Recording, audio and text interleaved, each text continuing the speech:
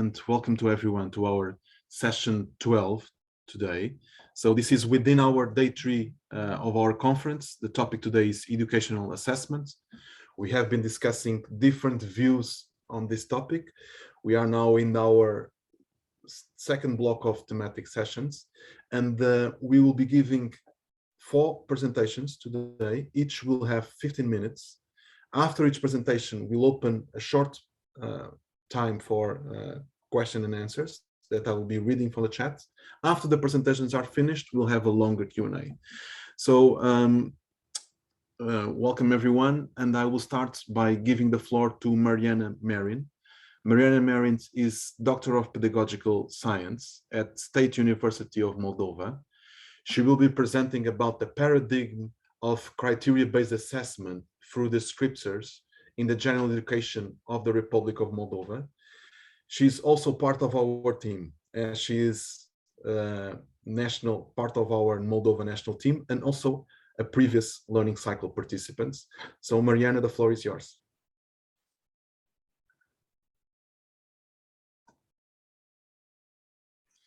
Здравствуйте, дорогие коллеги, дамы и господа.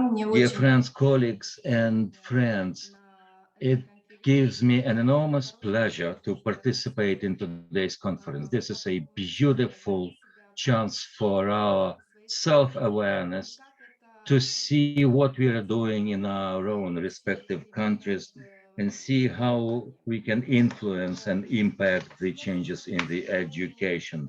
Today, I am talking about the descriptors in the general educational system in Moldova. First of all, let me thank on behalf of the team to the KIX program for their innovative approaches, and also the net of the by the name of NORAC, and also the higher school named after Nazarbayev, and Ministry of the Culture, Educational and Research in the Republic of Moldova. It gives us opportunity to project internationally our findings. Of course, this is a good chance to grow professionally. The reform of the education according to the descriptor system was initiated back in the September of 2015. The grades were substituted with a new technique of assessment on the basis of the early understanding of the markers of assessment. We also took into account ages of our school children.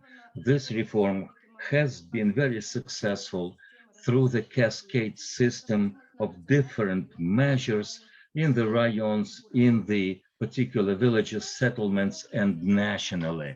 In this presentation, we will look into how the assessment and methodology have provided a ground for a few further research into how to best motivate our school children.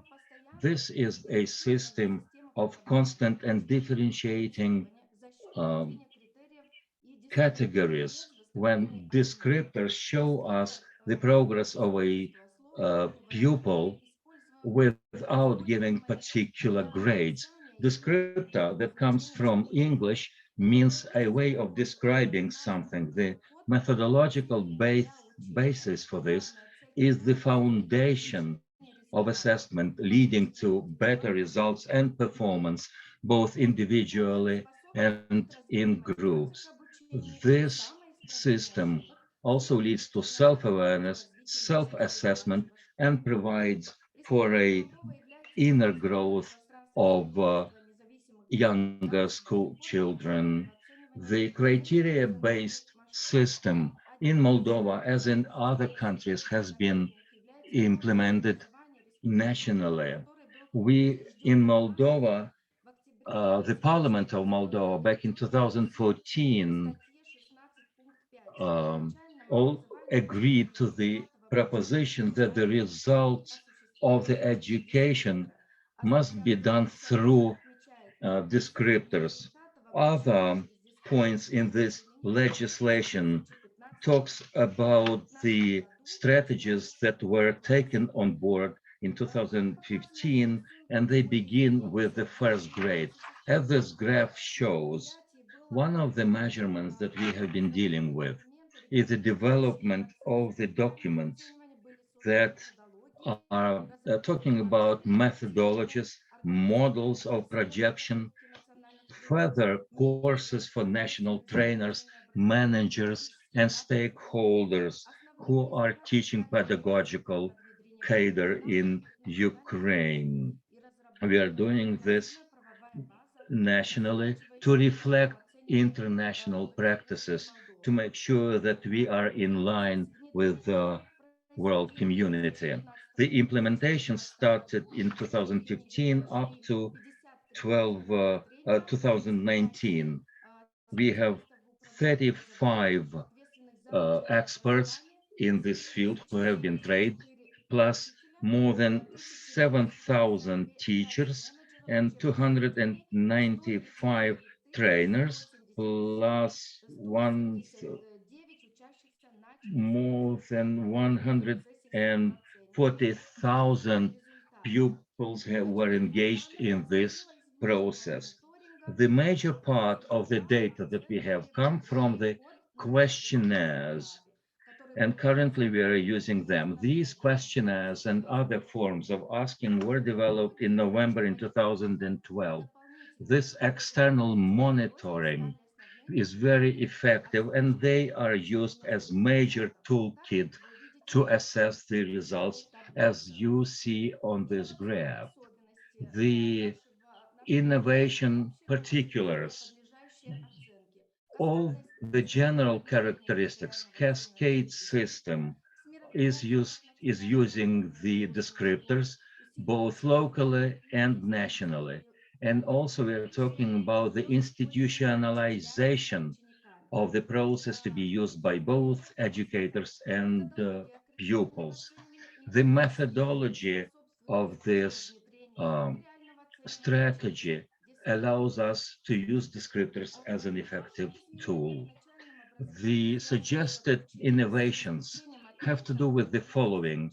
The grades that have been abolished from our system is not a coincidence, because we are talking about the overload of pupils. They have headaches, they are apathetical, lose enthusiasm about their teaching and learning. More than 40% of teachers say that they feel that they are psychologically pressing the pupils. Now, why is it that we are talking about doing away with grades? Because pupils are not motivated, but for the personality to grow, it is very important that they are innerly motivated, because students tend to think very radically when they are criticized. The child is not able to be self-aware of the objectivity and unbiased character of the grades, but the descriptors encourage their inner motivation, and they feel the consistency between preschool and beginning of the school education. Descriptor also allows us, as you see on the screen, to solve two issues. First, teachers are aware of the challenges that the pupils are facing, and that's why they are able to adapt their philosophy of teaching. On the other hand, the pupils are able to see what they need to do for their further progress. So the desired effect that we want to achieve, their psychological health of pupils, their motivation, their self-awareness, their understanding of their capabilities, their interpersonal communication within the school environment, encouraging their competences and the ability to self-education and self-upbringing. As for the results of the national measures undertaken by the ministry, in the framework of the national events, we have developed a program for the further education of teachers. This was done by the Institute of Pedagogical Sciences in Chisinau for the national trainers. We have achieved the following results. We have looked into the expertise of Belarus, Romania, Russia, France, Kazakhstan, and Switzerland. And on that basis, we have developed our own conceptual framework for the descriptor-based education for every single subject taught in this school. The ministry has published 6 methodologies, guiding documents, and we have also shared the methodological support uh, documents in terms of preparing 53 national trainers. If we talk about the success of the national endeavor, it is safe to say that this success has been guaranteed by the strategic vision in the country, because this system takes on board the international expertise. This cascade system, beginning with the national level, has been Mariana, sorry. supported at the hierarchy Mariana, of the 5 national minutes level. to go. Mariana, go ahead, please. The necessity of the guiding documents have also been very effective. We have also uh, seen the result that the teachers are now adjusting their practical classes and practical endeavors. As for the questionnaire, we have developed the so-called uh, culture of teachers, and the teacher tell us that this methodology is working. It has contributed to the assessment process, mutual assessment by the teachers. 73% of the people asked testify that this is working very good locally, and it helps students to realize how to best self-assess and give assessment to their peers. In the conclusion, we are now transferring from preschool to gymnasium level of education. Here, it is a must to mention that we should be aware of the psychological principles, cultural principles of this new assessment culture, new assessment strategies. And of course, we are looking into the friendly environment, including all the subjects at the gymnasium level. Here we have come up with the idea of psychological comfort that will include both criteria-based assessment, meaning the grades, and also training the teachers at the gymnasium. What do we do here? The generalization of this criteria at the gymnasium level to define the time framework for the introduction and implementation, irrespective of the management of the ministry. And of course, we would like to be sponsors of implementing nationally this strategy. And we will also have some publications on the issue. We also look forward to additional measures and networks for the teachers who are working locally. Dear colleagues, to conclude, on behalf of my team, let me tell that this would not have been possible without a friendly and encouraging environment that we have been working in. When we are working on the final report, I have to thank my colleagues. They have been very helpful and their assistance is indispensable. I also like to thank my colleagues from Kyrgyzstan, Georgia, and other countries. They have been very helpful in implementing pilot projects. Thank you very much. And I am anxious to take part in the discussion. Thank you very much, Mariana, and right on time. So let me just get my timer here so that you don't hear the clock clicking. So we have Mariana. I know there is a question here that we can address, but I have one comment before that. I'll use my role as chair also to ask you. So for everyone that is not familiar with the KICCAP Hub, Mariana was part of one of the national teams that engaged in one of our activities, which are the learning cycles.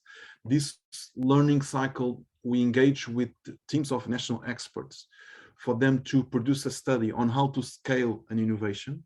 How could we, something that is working well at the margins for a small group of people, how could it be scaled for the system, for the benefits of the greater good of the population of the country? So Mariana, one question for you that I will have is that how difficult was it to analyze from the micro to the macro? How difficult it was that once we are doing things small and we are making it happen at a micro level, how difficult it was to make that study, to scale it, to make it accessible for more people at the system level? This is the first question, and then I'll go for the second question, Mariana, please. Спасибо большое. Очень интересный вопрос. Вы знаете, Appreciate that. Quite a question.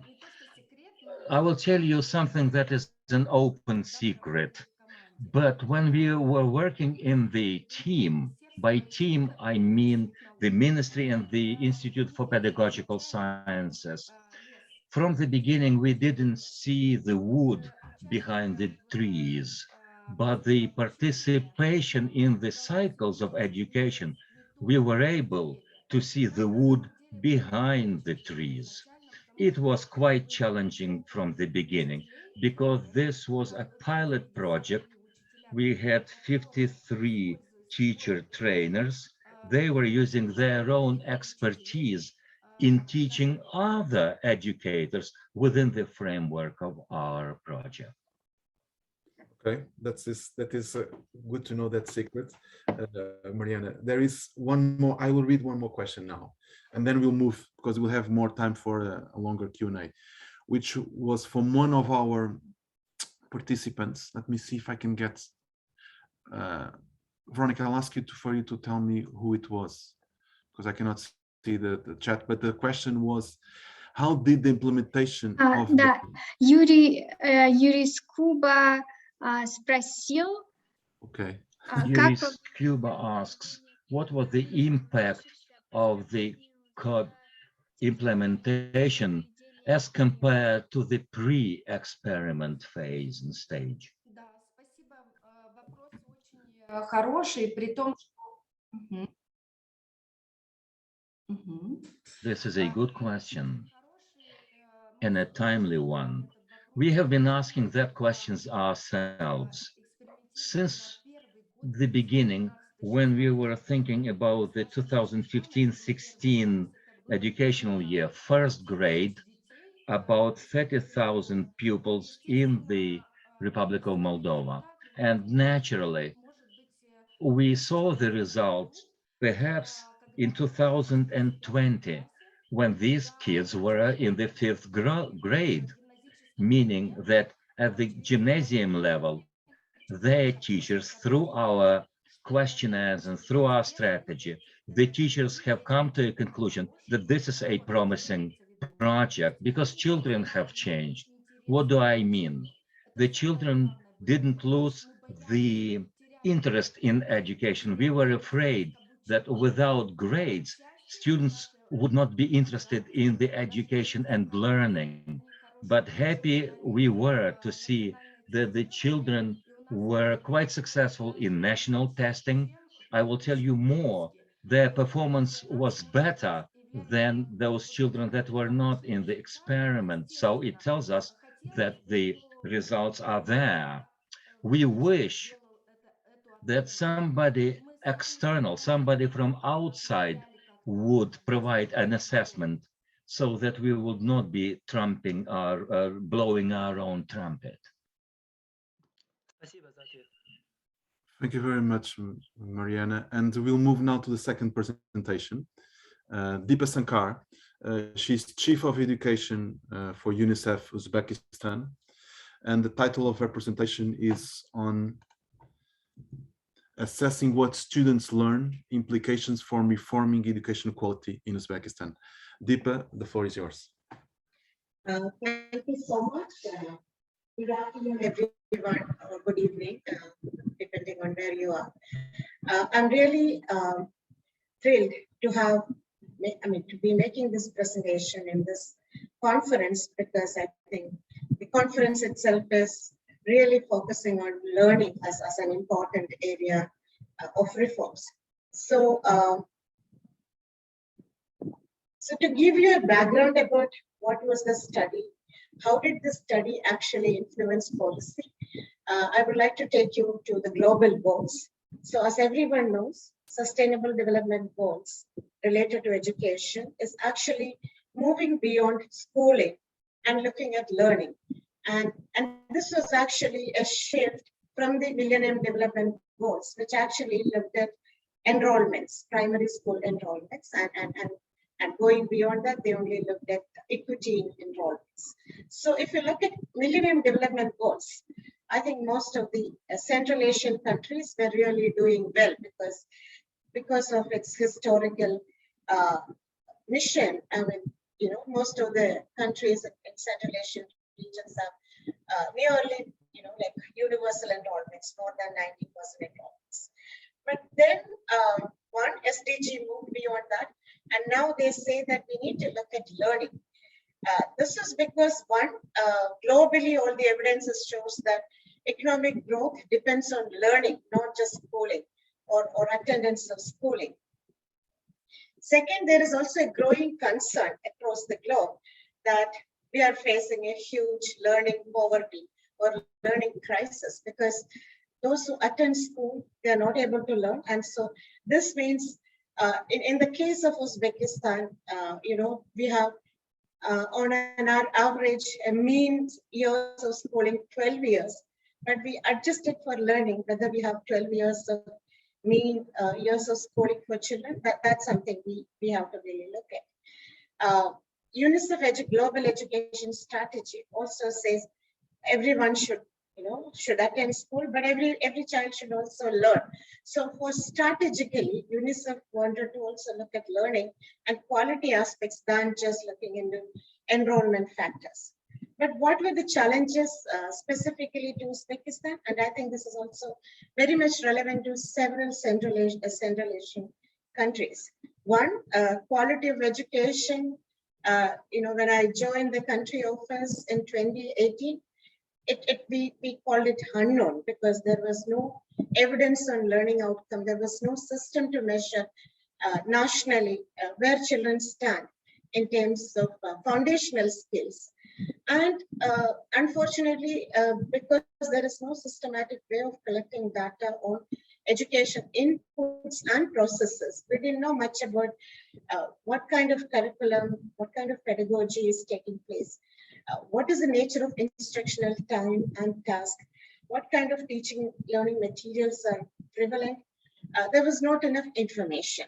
And this was also, what we could gather is because of its Soviet legacy, they were continuing something similar to what was there before.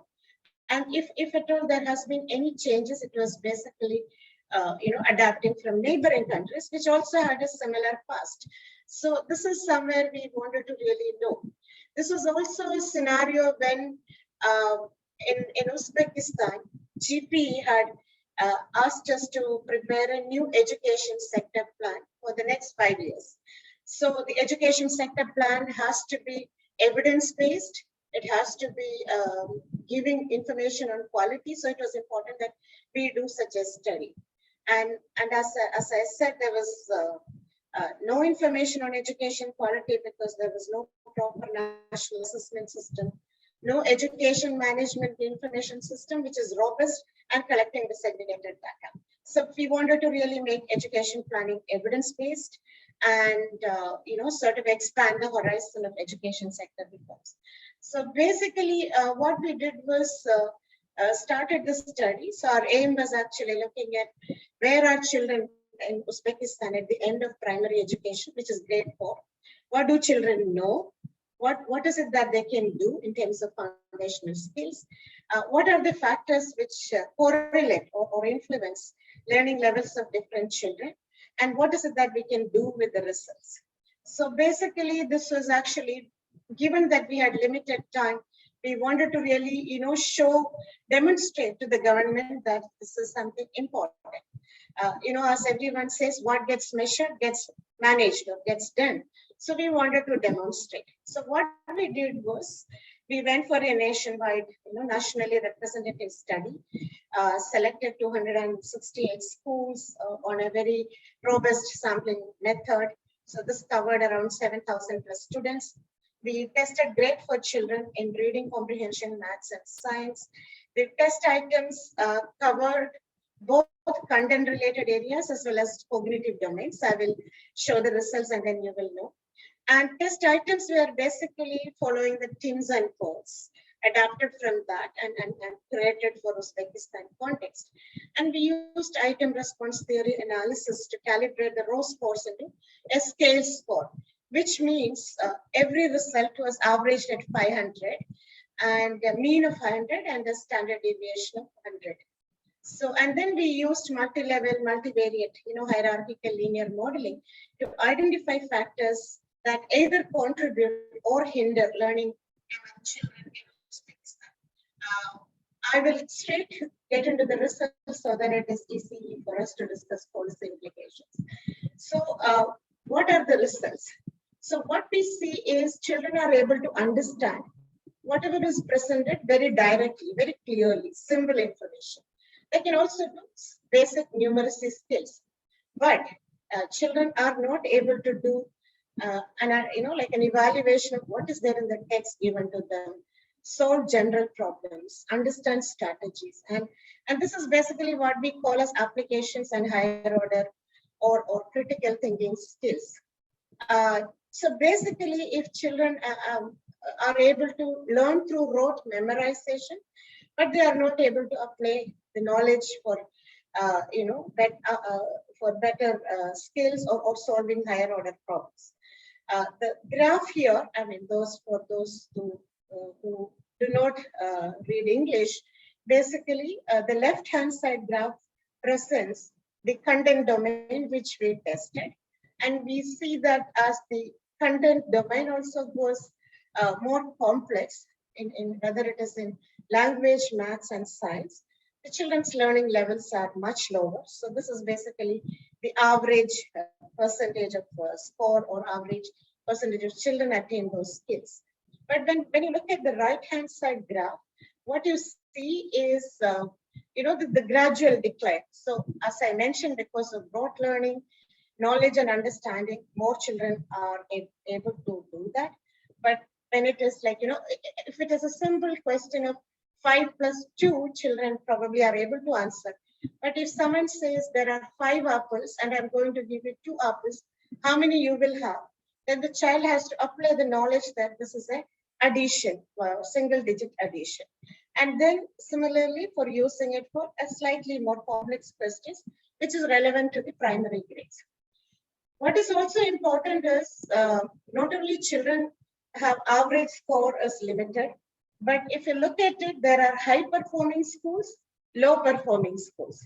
And in high performing schools, the performance between the worst student or the low performing student and high performing student is much narrower than in a low performing school. In a low performing school, you will find some children who is doing extremely well, some children not doing it, that well. So, but then if you look at the average, so you will see that a high performer in a low performing school is only as good as the low performing student in a high performing school. So what it basically means is that there are differences between schools, which means schools are different. They are providing different inputs. And within schools, which means the socioeconomic or family background of children varies. And there are factors which is beyond school, which is affecting learning as well. So then we try to look at what factors affect learning. So as I mentioned, there are almost 50-50 equal contribution of school level factors and household level factors. So what we see is good learners have an enabling learning environment at home. So we used certain indicators and we calculated certain index and we try to really look at through a multivariate regression so that we control for the effects of other factors. So what we see is the family support in terms of time spent by family members on teaching or additional resources in terms of books, family engagement during early childhood in terms of it has an impact. So that's what is in the left-hand side graph shows. Good learners have an enabling environment. So if you really look at it in a separate way, you see that as household resource support, reading materials available at home goes, increases, the children's performance also is very good. And as I mentioned, good learners, yeah, I will. 5 minutes, 5 minutes, go ahead. Yeah, sure. Good learners have good, like those who attend preschools do better. So which means preschool education contributes to learning levels.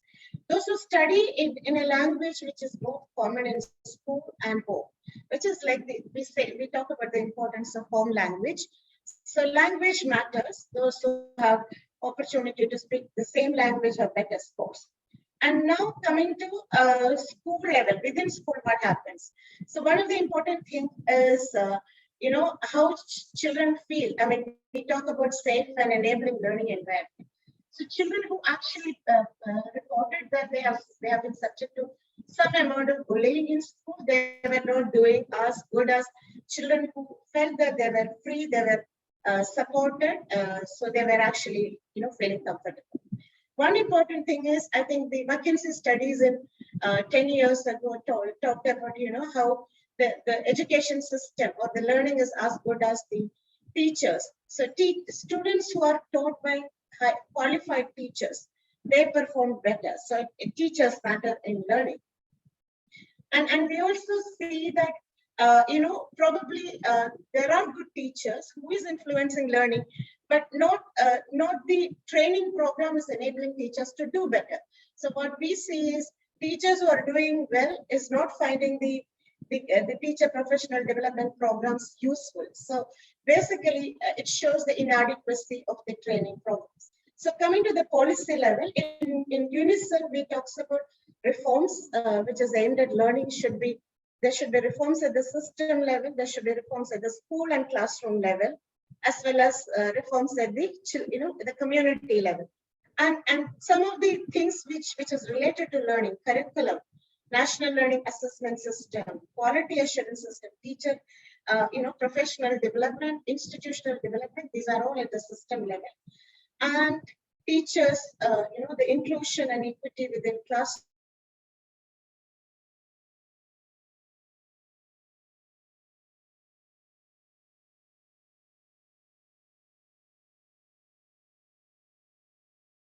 Impact of these studies. So this is the first ever evidence on learning levels in Uzbekistan. And so this was actually giving us one more insight into what is happening and where we need to look at. Second, it also gives insight into how Uzbekistan's learning levels or the determinants are similar to whatever is globally available. I mean, so these are all factors which is also globally relevant. So Uzbekistan is in a way no different. So it was important for UNICEF now to work with government in terms of improving the system level reforms, in terms of improving training.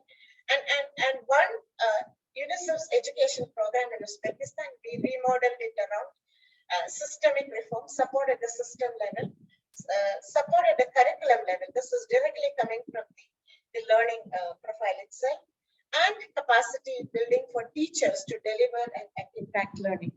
And we also use the results actually to advocate with our social policy team, because as I mentioned, household factors are important. So the social transfer programs or the welfare programs of the government, the child benefits which is given, we wanted to really direct it towards improving education. So what is it that we do on UNICEF's partnership? We said backward, I mean, going to the other linkage, ECD. The country had a very limited ECD program before 2018, and now there is a huge ECD program. We have initiated curricular reforms. There is a shift, there is a new curriculum framework which moves from content-based to competency-based curriculum. Textbooks are now based on this new competency-based curriculum. We are also trying to make it more gender transformative and inclusive in terms of what is there in the curriculum. Teacher training programs is also supported by first time developing teacher professional standards and qualification framework. There are mechanisms to improve, teacher assessment mechanisms. And we are also focusing on pre-service curriculum so that we can, improve teachers. And the most important thing, for the first time, we are pushing, data, because the country didn't have EMIS before. We are supporting government in improving education management information system. We're also focusing into the process data. So we are looking at, we have already supported government in, developing a quality assurance framework. And systemic reforms. We have supported government in revising the law on education to make it more inclusive and focus on quality, apart from being a new focus on rights-based approach in law. So this is what I wanted to say about our overall effort and its impact on policies. Thank you so much. Over to you. Thank you so much, Deepa. I think this was a very insightful presentation. I had a couple of questions myself, but I will first I will read here two questions we received from the audience. One from Dr. Sampat Daniel. He says, very detailed study undertaken and well presented. Congratulations, Deepa Sarkar. Why is reading rating in less than 50% score compared to math and science? And how do you improve the overall quality of education? And then he proposes teaching methods. I'm reading from the chat. So maybe let's address this one and then I'll read the other one, because these are quite complex questions. Yeah, no, thank you so much for the question. Yeah, thank you. And I think this question about why reading scores are less than the other scores. One, I think reading at primary level, we expect the foundational skills standards to be more, because the whole focus on foundational skills is that if you know how to read and write, you can actually learn other things better. But in Uzbekistan, everyone thinks that the main languages are Uzbek and Russian, but there are also other Central Asian languages, and this is early grades. So the understanding of the nuances of reading is quite complex when they actually write exams in Uzbek and Russian. And as I said, this is much more complex because in reading tests, they have to also find out more hidden kind of, it's not just simple straightforward thing. But in the case of maths and science, the whole country, there is a general preference of looking into science and maths. I know when I talk to people, there is so much of pride in talking about Olympiads, maths and science Olympiads. So I think the general emphasis, and also at this level, what we look at, what we have included in terms of items. I think that's the reason there is some changes. But in terms of what happens in classroom and in terms of quality, there are a lot more work going on. And unfortunately, we don't have the time to really get into all those reforms. And as I said, this study led to a huge review of the existing curriculum in terms of the content, how many subjects. So there was a 2-year process of rationalization of how many topics, how many subjects, at what level. So that's what I said, we try to make it less content driven and more competency based. So that's a process. And our current efforts are actually translating the competency-based framework into pedagogical practices as well as what happens in classroom. It takes a lot of time. I mean, we're not claiming that this can happen overnight. It's a long process, and we are actually taking the initial steps. So that's what I can talk That's about. for sure. No silver bullets in education. It takes time. So I'll go for the second question from Duishan Shamatov. So he says, second question / comments. Excellent presentation based on a great study, Deepa. However, I am curious to know what makes this case different from any other country in the world. What makes it unique, and what can we learn from it, because it's about Uzbekistan? I think this is a great question. Secondly, how have Uzbek educators and officials reacted to this study? This was on the back of my mind also. And what are the implications of your study? Example, if children home environments, books at home, are key for children's successful learning, what can be recommended? I would add here a point that I think it's very important, that you mentioned some demand side factors into learning. We always focus on the supply side, but here, children home environments, the demand side, if you could address all of this within the time frame that you have, and then I will try. We can go back at the end, at the longer Q&A.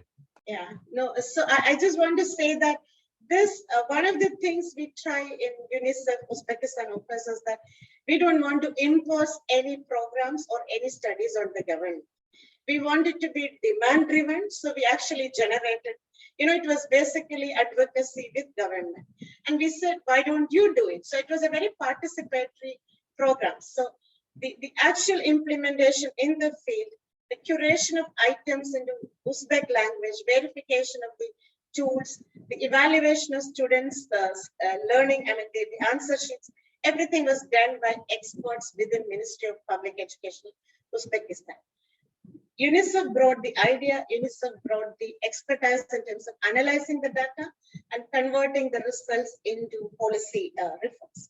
So I have to say that this was a joint venture. It was not like we did it and said, look, you're not doing good. And that was not our purpose. Second, how government reacted to the whole thing. I think they were also pleasantly surprised that, now, see, even for the minister, they always need some evidence to go and speak to the, the higher authorities, the president, saying that, we need to do beyond whatever is done and what are the challenges. So for him, and I think the whole education community, what I see is they actually accepted this results wholeheartedly. One, because now they have a platform or an evidence with which they can actually start reforms. And this is what they were looking at. And I have to give credit to Uzbekistan, because in 2018 or 2017, late 2017, the government, the new government, which assumed power in Tashkent, actually started a series of reforms, socio-economic and political reforms. And the education, this actually gave order to them in terms of education reforms. So they really accepted it. And I have to say that this was possible only because UNICEF didn't just give the result and said, look, you're not doing good. We actually said, this is the next thing, this is where we need to do in terms of systemic reforms, curricular reforms, and teacher reforms. So this is not just throwing data at them. It was basically a package of a long-term engagement plan as to reform the country's system. And this approach was different from other international organizations which came into support, who provided financial support, but not really the technical support. So I hope I have answered this. How is Uzbekistan unique? I think the very fact that from no evidence to something like this kind of a very participatory effort to understand, and this overall willingness to change. And Uzbekistan is also participating in international assessment in 2020 with the PISA one, first time ever. I think the whole evidence leading to reform is what makes Uzbekistan different. And as I said in the presentation, Uzbekistan's result actually reconfirmed that globally education is quite, the factors which affect education is quite common. And in terms of the demand side factors, I think this is what I said. We are working with the social policy team. One of the things we said is, There are several studies which talks about how conditional cash transfers aimed at children's, like attendance or learning actually contributes to learning. Here, what we were trying to do is one, with social policy, we try to really, see that the poorest families have more of this, social benefits. Second, we also have a communication strategy, which we use widely in terms of reaching out to the community and talking about the importance of education. Again, these are all a work in progress kind of stage because nothing is happening overnight. So we are taking those demand side factors through community outreach and social policy measures. And on the supply side, we are initiating all the reforms in terms of curriculum, teacher training. Thank you, Deepas. Thank you for sharing this study. We should connect also with our Uzbekistan national team for KICS to make sure that we are getting the right connections. I'll now invite Natalia Titarenko. She's head of the sector of preschool, general, secondary, and extracurriculum education of the Department of Educational Statistics and Analytics at the Institute of Educational Statistics, where she will be presenting on monitoring is one of the tools for implementing the reform of the new Ukrainian school. So, Natalia, the floor is yours. Добрый день всем. Я всех приветствую и хочу немного рассказать о нашем опыте проведения мониторинговых исследований, потому что, слушая сегодня всех докладчиков, начиная с первого выступления, Since the first presentation up till now, I have noticed one major thread, and that is every action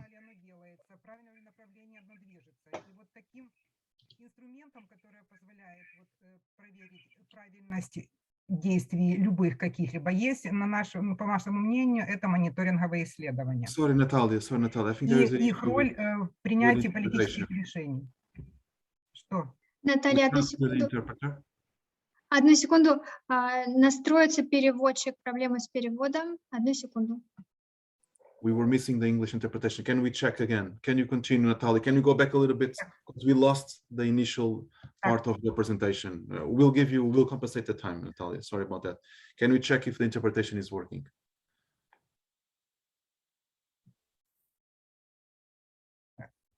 Хорошо, да. Okay. Thank you. Since the very Starting beginning, from the very the first first presentation presentation until now, and in all other I have presentations, noticed we can a see a thread, clear a trend major line here that that any every action should be should followed accompanied by Now we assessment. have the two interpreters at the same time. Sorry. Sorry, Natalia, again.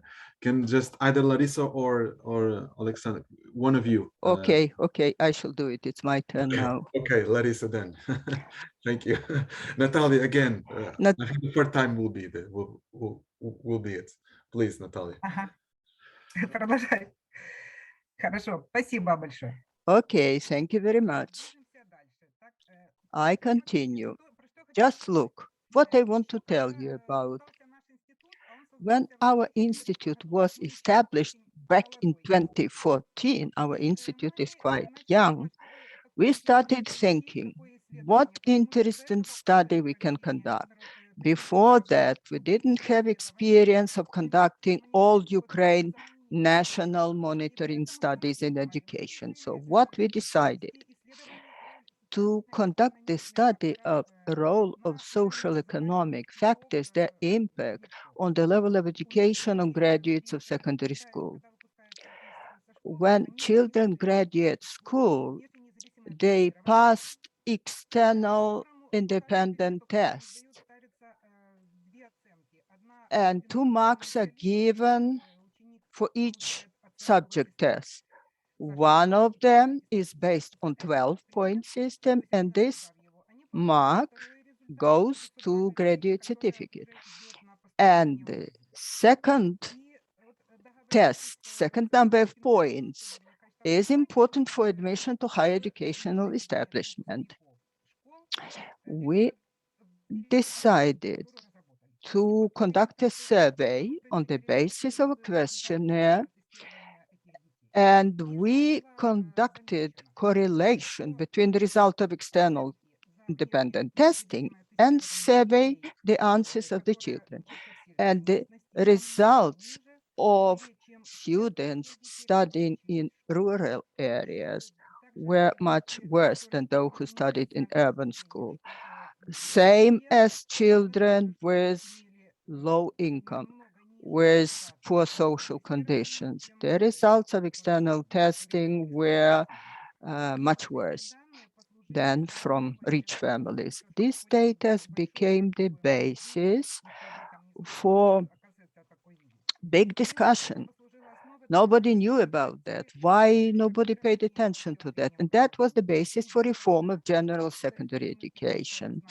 Based on the results of the study in 2015 and 2016, Ministry of Education made a political decision on the basis of data from our study.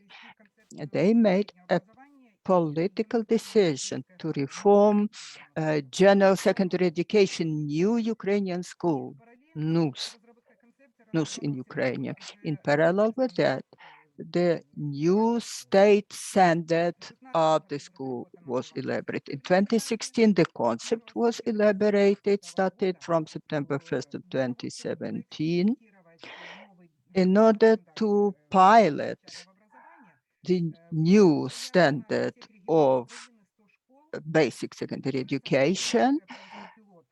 100 general secondary education schools took part in this pilot. 2 grades 1 in each school started studying based on this concept of new Ukrainian school. Starting from the next year, September 1st, 2018, the reform of general secondary education began in all schools. Children who joined school in September 2018, now they graduated from grade 4.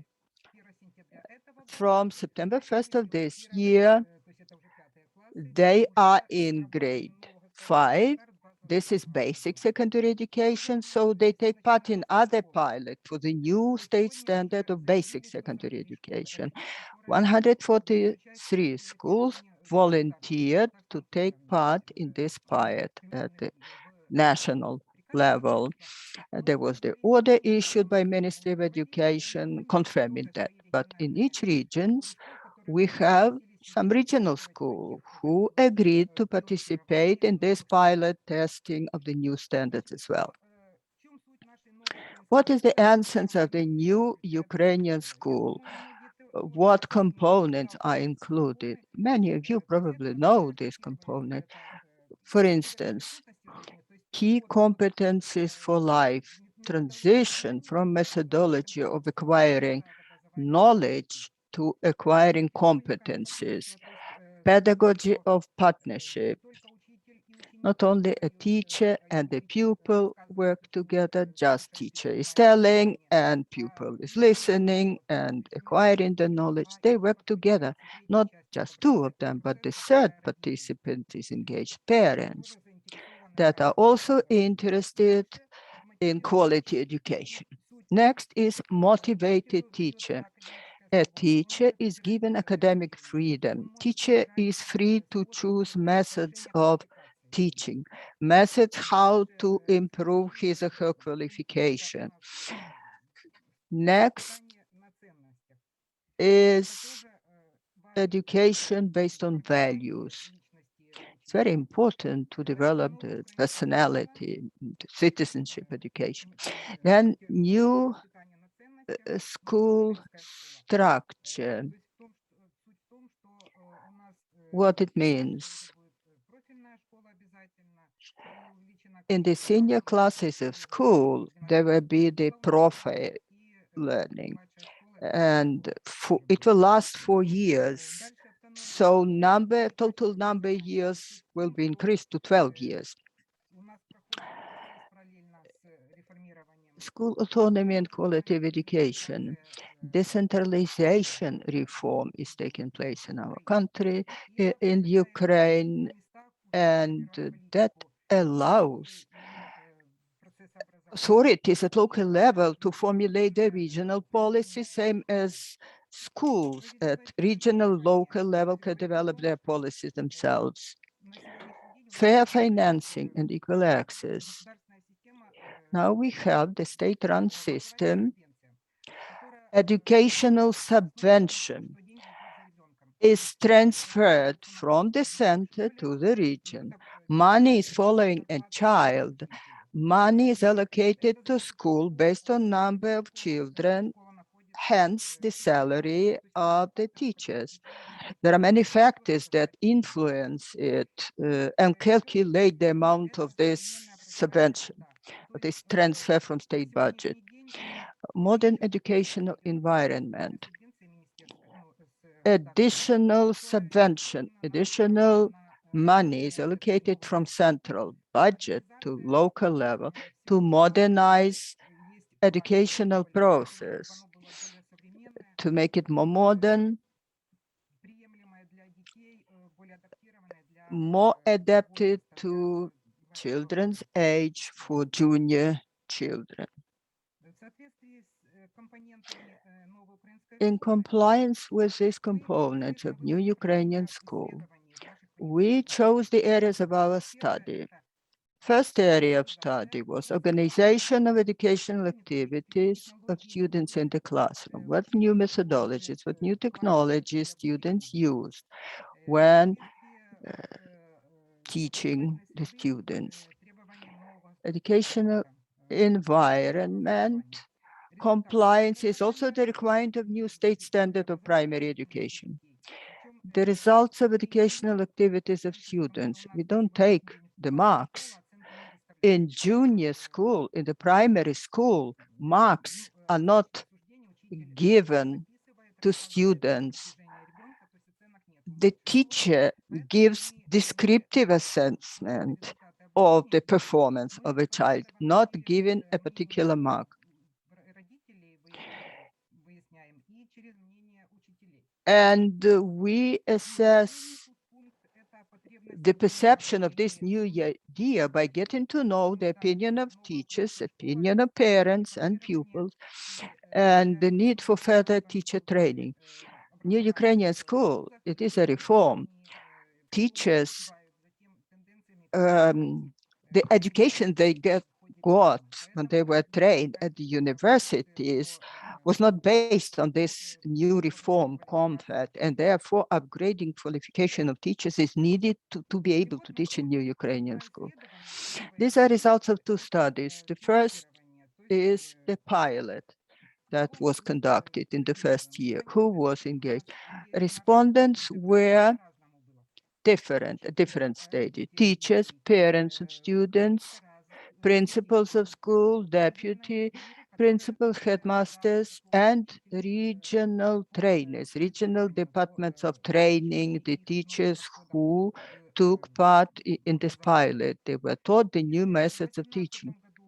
Back in 2018, 100 schools were engaged. In 2019 and 2020, 128 schools more. In 2021, there is the pilot for grade 5, 143 schools will take part in it based on approval of the ministry, but still other schools in the regions volunteered to take part in this pilot, not based on the approval of the ministry. Natalia, So this is Natalia, stages of. Natalia, excuse me, we have 5 minutes. 5 minutes, please. Thank you. Так, хорошо. То есть это внедрение Okay, реформ. this is stages of implementation of the reform. I will show you the results that we obtained.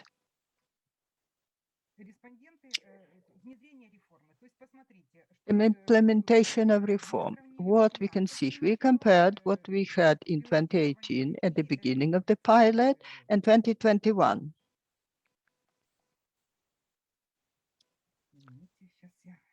Sorry, now I will.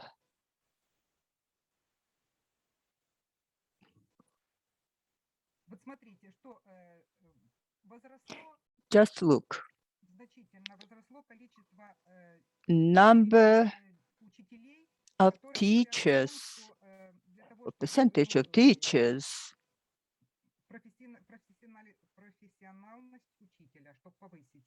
who increased their professional level.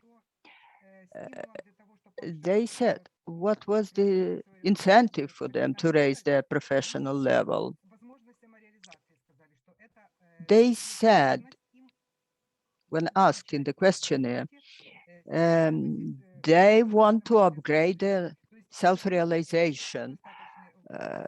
They are willing to take part in this pilot. Why such a big number of teachers answer that? Because the new Ukrainian school gives the teacher more freedom to use methods and tools that the teacher wishes. And the salary remuneration was increased also. It was also an incentive for teachers. Initially, certain percentage was added to the remuneration of teachers who were taking part in pilot. And the other reason for teachers willing to participate is possibility of career development, of promotion. Teachers then choose themselves when they upgrade their qualification, which courses, retraining they will go. And after each retraining, their salary is going up. Next diagram shows the trust of parents. These were the answers of school principals and headmasters.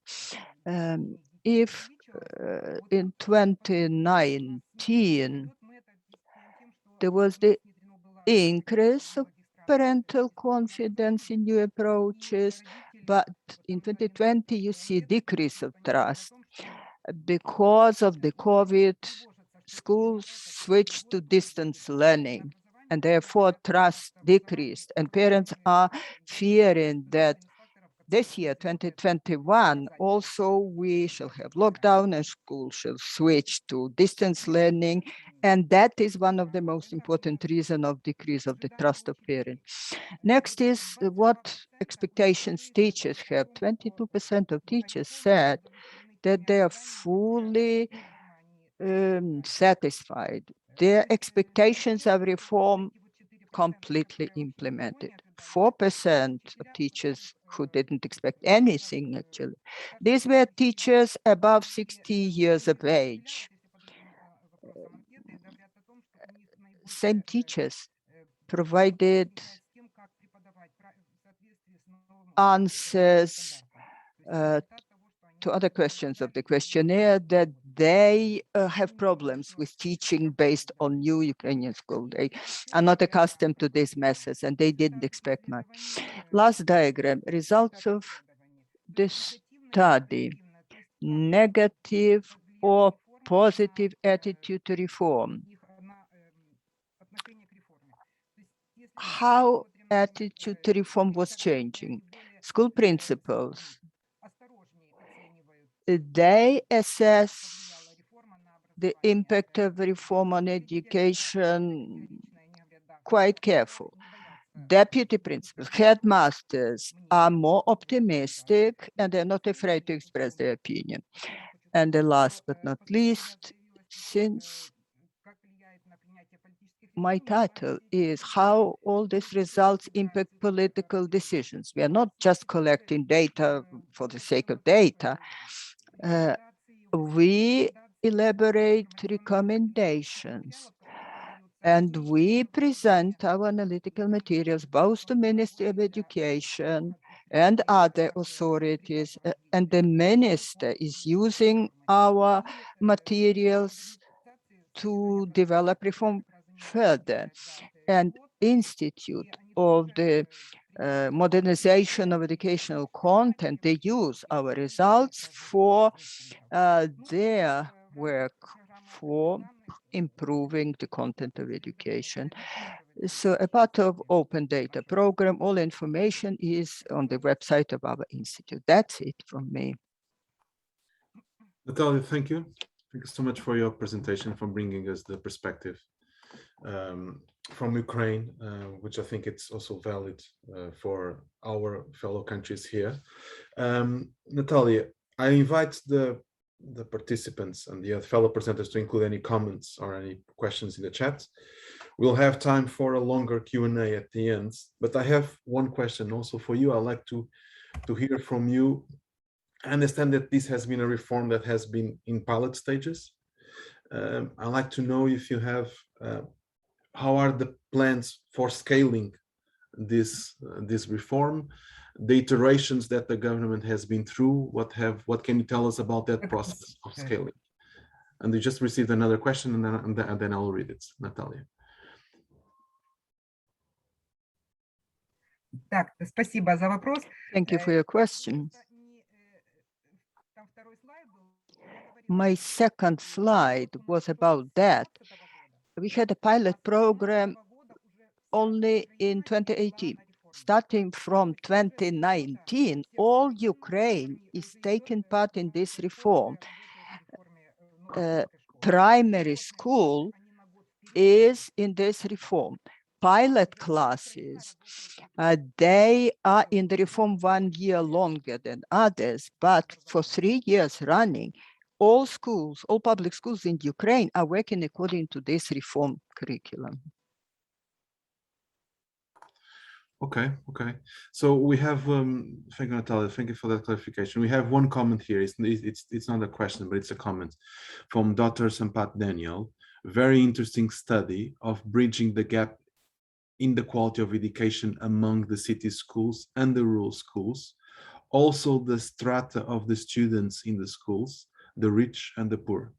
We have made a similar study to improve as done by you, by implementing 6 core schools in the infrastructure, experimental schools, experiential schools, autodidactism schools, meta scaffolding schools, instead of having all the infrastructure in one school. So sorry about this. I don't know how the interpreters will translate it. I think this is a comment that we can address, Natalia, at the end of the longer Q&A session. So I will invite now our last presenter, so that she also has a chance to take her time. So Natalia, thank you so much, and we'll get back to the questions after the last presentation.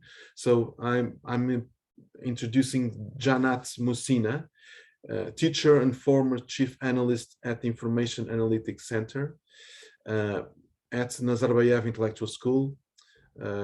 Janat, please, the floor is yours. Спасибо. Так, я не знаю, в каком языке я сижу. Thank you. Хорошо, спасибо.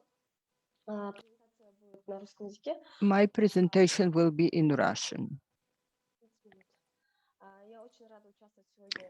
I am very glad to participate in this session. I'm welcoming everybody. My presentation is titled Effectiveness of Reforms in Kazakhstan through the prism of study from 2009 till 2018. I will tell you about theoretical basis of this study. Starting from 2005, different state-run programs of education and science development are being implemented. Recent public program was from 2010 till 2015, then 2015 to 2020. And this public program were targeted at improving quality of education, improving the logistical basis of school. In those programs, target indicators were defined and measured. Indicators like number of computers in school, share of teachers who went through teachers retraining, upgrading qualification. And I decided to find such proxy indicators in PISA program, variables that they use and how they are correlated with the quality of children performance at school. And it's such a way to assess to what extent all these resources invested in the mentioned public programs that I enumerate impact the performance outcomes of students. Next slide, please. Second slide is distribution of impact of resources OECD. On the average, all characteristics of student, social economic status, school environment, school resources, location of the school, that constitute about 75% impact on performance of a student at school. On the average in OECD country, 26% is not known, is not studied. We know that educational process is like a black box where we're trying by using assessment, by using tests to understand what impacts performance outcomes of the students mostly, and what should be done to improve this process. Just remember what is on the screen. In the end, I will show other screen of similar type. In the left side of the slide, you see what OECD assesses in PISA program. 3 indicators. Characteristics of the student, 6 variables. School resources, school climate, school policies. These are variables that could be changed. What I took from PISA study, school resources, is what size of school, quality of school infrastructure. I use this table to find correlation with indicators of PISA program and this public educational program. Our study was conducted with support of Soros Foundation within the program of Big Data of Education. I took PISA data from 2009, 12, 15, and 18. I also monitored social and economic status of students, so including this indicator or without including. Then we selected such variables as availability of computers at school, share of computers connected to internet, share of qualified teachers, share of certified teachers that have a particular category, shortage of teachers, and shortage of educational materials. Different PISA studies use this component number 6 differently, or shortage or education materials in 2012, but in 2015, this indicator was changed. It was divided into 2 sub-indicators, physical infrastructure and educational infrastructure. Statistically, some changes were taking place and our correlation was not that precise, but it doesn't change the entire result. PISA 2009. In Kazakhstan, social economic status of a school child explains about 9% of their performance in mathematics, 11% of reading, and 8% of science. School variable explains 6% of results in mathematics, 4% of reading, and 4% of science. So social and economic status of a child and of school. But the biggest impact is made by other variable, share of computers in school and share of computers connected to internet in a particular school.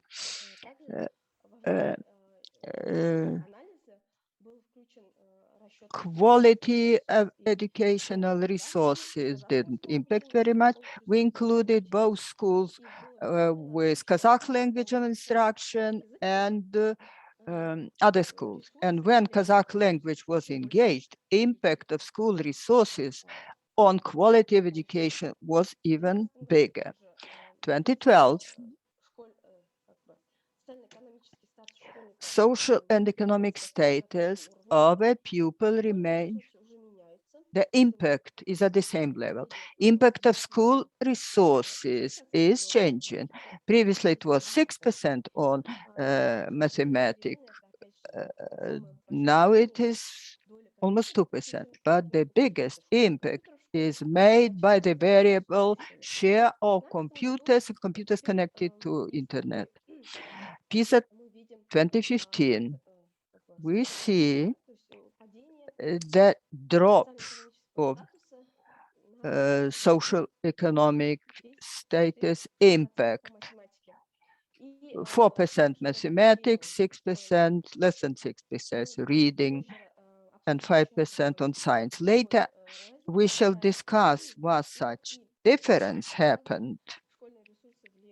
Also, school resources impact mathematical literacy, reading literacy, and the shortage of teachers doesn't produce big impact. PISA 2018, it was found that the biggest impact was made by number of computers and number of computers connected to the internet. These are the main variables. Also location of school, whether it's rural or urban. These factors impact increases. If we add language affiliation, language and instruction, this influence is still increasing. We understand that in rural schools, instruction is mainly in Kazakh language, so there is a dual factor of influence. In the rural school, a student is getting instructed in Kazakh language, and since the gap of the outcomes is even bigger. Number of computers, logistical factors, and the Kazakh language. So impact on reading literacy is increasing by 24%. If we transfer it in number of points, a child in the city from good family gets up to 6 points in mathematics, 82 points, 56 points in mathematics more than rural child, and 82 points more in mathematics. Renat, sorry. 5 minutes. Okay, okay, thank you. Да, спасибо. И вот данный график, я уже почти заканчиваю. I'm just finishing. We can see that with the change of social-economic status of the child, we see the change of the impact. The brown, the lower curve, this is impact of school resources. School resources, the impact of school resources remain in the same range from 6 to 2%, which is okay. Now we come to distribution of factors of influence in Kazakhstan. We see the first diagram with the data from OECD study, and this is the distribution model based on the factors that we included. All the known factors explain only 29.6% of pupils' outcomes of reading. But characteristics of the school 8.5%, but a certain percentage remains when we do not know the factors and impact. So main conclusion that we made, period from 2009 to 2018, the biggest factor of influence was number of computers and number of computers connected to internet in school. But we can see, according to the educational program that I had mentioned, that is run by the state, previously there were 10 pupils per one computer. Now we have 6 pupils per one computer.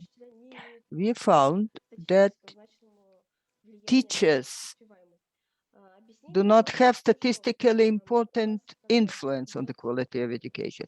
How can we explain it?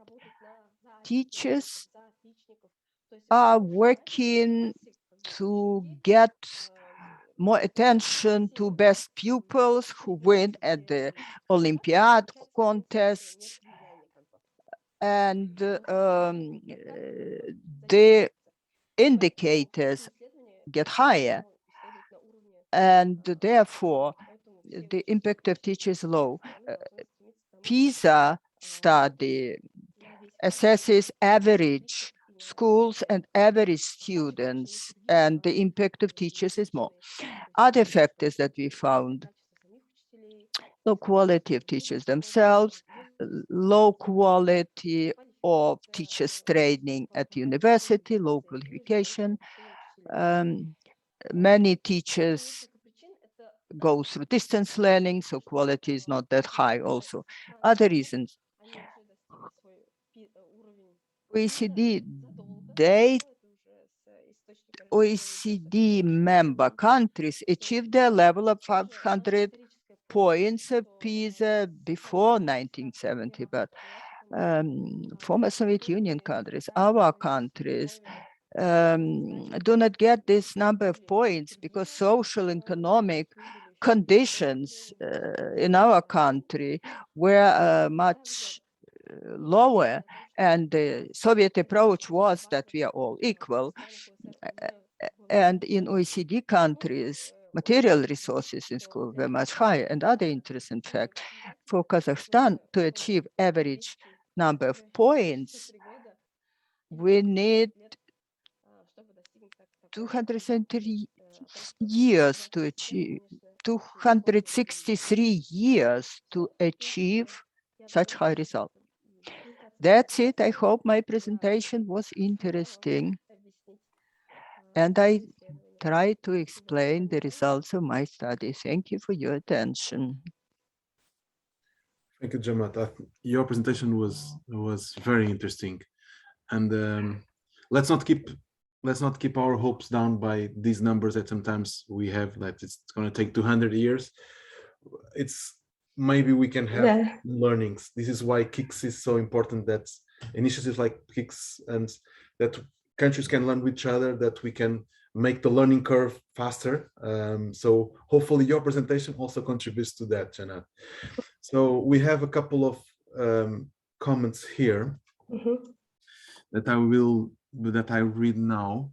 But before that, I would like to ask you a question, because I had this question on my mind, is that you bring a different perspective. You bring the perspective of PISA, and I'd like to know, we are always focused on national education systems. How have these learnings from PISA, these comparisons, then you have also PISA, I think 2018 was the last one. How has these learnings from PISA improved? Were they considered by the national governments? Were these well received? And was there any uptake to the national assessment system? What is your perspective on that? And then I'll give the floor to a couple of our country reps. Well, my research was small one, so it wasn't that much disseminated to the higher levels. But as I know, many things has changed from the results of 2018 PISA. Firstly, a new state governmental program, education state program was passed firstly. Secondly, we had this distance learning and everything, and many things has already revealed itself. I mean, as I already said in my research, there was like 10 computers for one student. So now it is already 6 to 1, so which is already good. I mean, some things already has changed. And now, as we know, PISA 2022 is coming in a computer format, I mean, web format already. And 2018 also was in computer format. Now it is like internet-based format will be. So schools and student teachers also have, how to say, learned themselves with this program, with this study, and of course, policymakers take big attention to these results. Okay, Janet, thank you so much. Yes, so maybe we can also support in that dissemination of the study once you share that with us.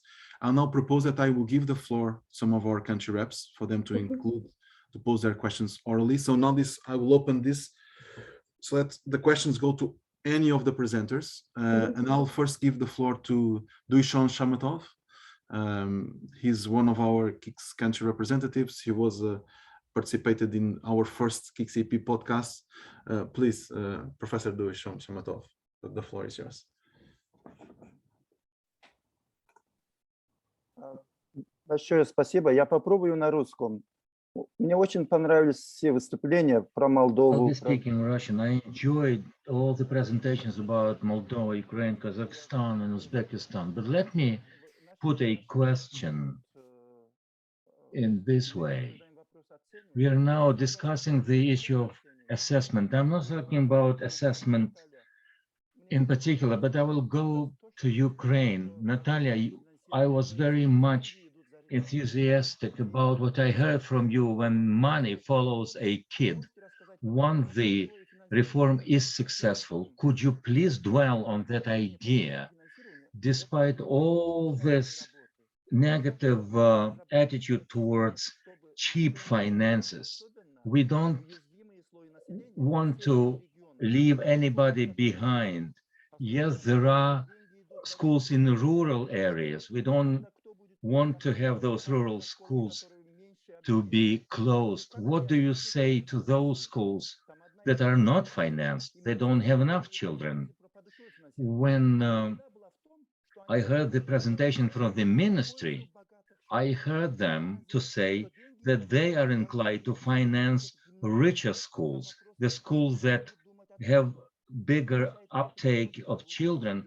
How do you solve that issue, the issue of equitable finances, so that the school children in rural areas will not suffer at the end of the day?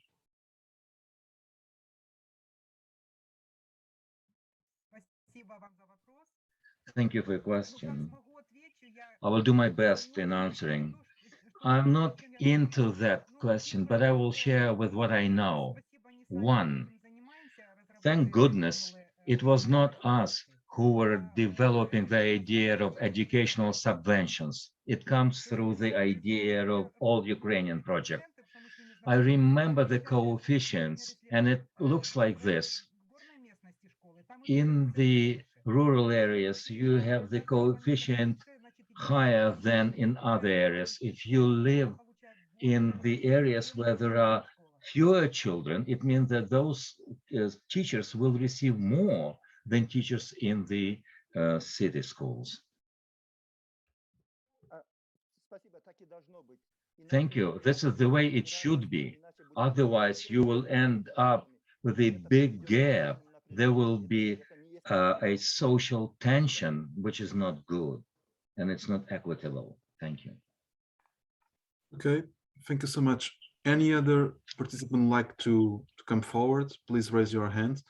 I've seen that Shukrat Kayyomov had included a couple of questions, comments. Shukrat, would you like to include them orally? You had a question at the time where Deepa Sankar's presentation, if you like to go back, or should I read them?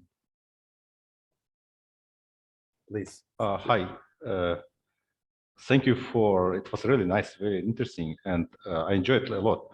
And as I wrote in comments to the Ms. Sankar, so it's really very interesting presentation, and I appreciate what UNICEF done so far.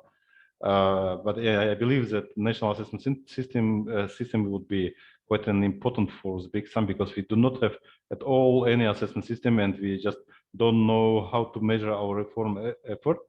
So it's really great that on such a high level there is such good understanding of need of assessment, and I believe in a very effective role of assessment in changing of Uzbekistan education reform.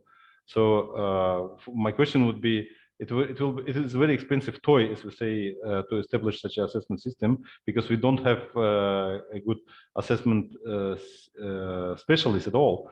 So the University of Pedagogical Universities, or some of them are trying, but they're so far away. So it will take maybe 5-10 years until we will have some school of the people, or pool of the people who prepare the assessment specialist, especially in the item writing. So even government spending a lot of money to take a test on the regions and in schools, but still there is no good assessment, so that's why we cannot really rely on the result of this assessment. So my question to the UNICEF, if it will be possible to invest in really competitive, I mean, not only one single state testing center, but not only one company, but several companies should be available and should be able to present assessment in Uzbekistan. Thanks.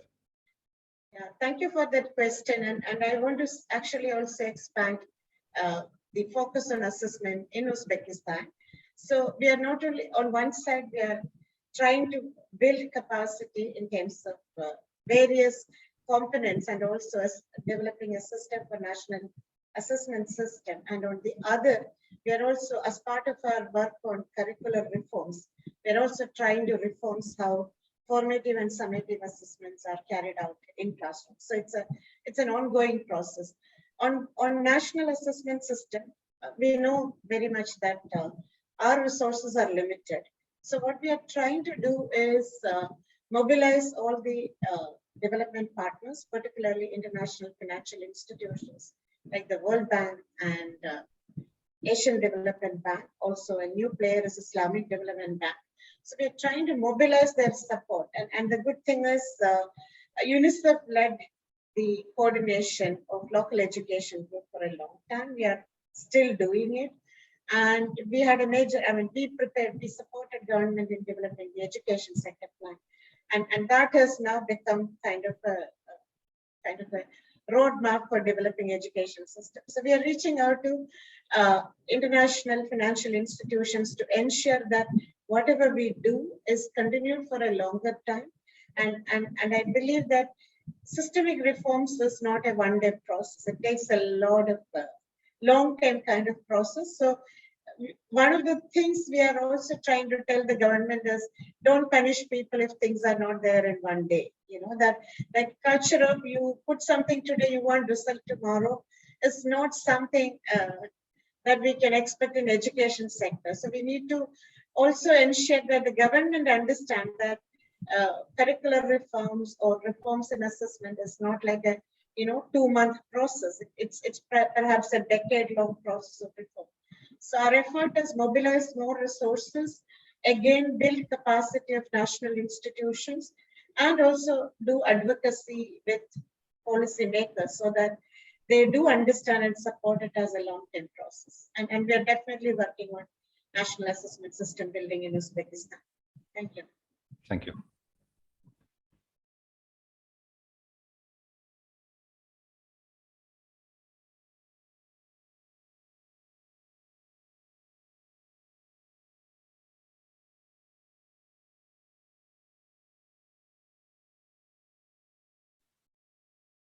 Are there any other questions?